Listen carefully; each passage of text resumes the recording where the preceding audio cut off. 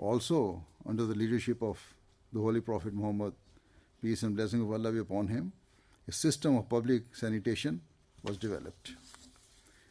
A city cleaning program was implemented, and people were educated about the importance of personal hygiene and physical health. The roads of the city were expanded and improved. A census was conducted to collect data and to identify the needs of the citizens.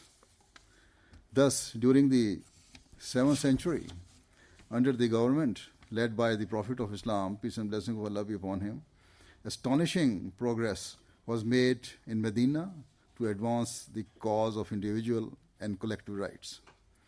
Indeed, for the very first time amongst the Arabs, an orderly and civilized society was established.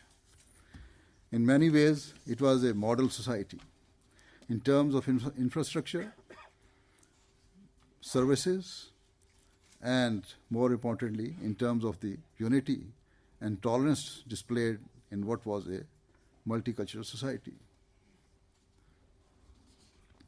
The Muslims were immigrants, yet they integrated smoothly into the local society and contributed to its success and development.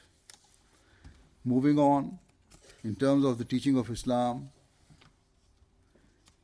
it is a cause of profound sadness that in today's world, the Holy Prophet of Islam, peace and blessing of Allah be upon him, has been grievously mischaracterized.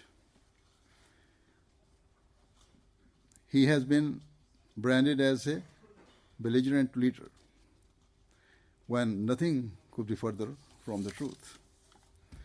The reality is that the Prophet of Islam, peace and blessing of Allah be upon him, spent every moment of his life championing the rights of all people, and through the teachings of Islam, he established an incomparable and timeless character of human rights.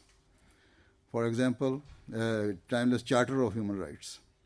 For example, he taught that people should respect the beliefs and feelings of one another.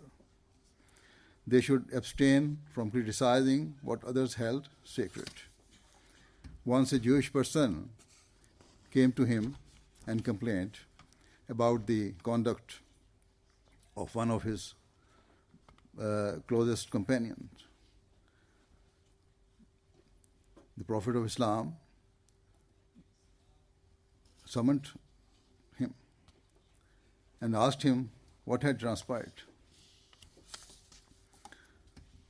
He said that the Jew had claimed that the Moses, peace and be upon him, was superior in rank to the Prophet of Islam, peace and blessing of Allah be upon him, and he could not tolerate this.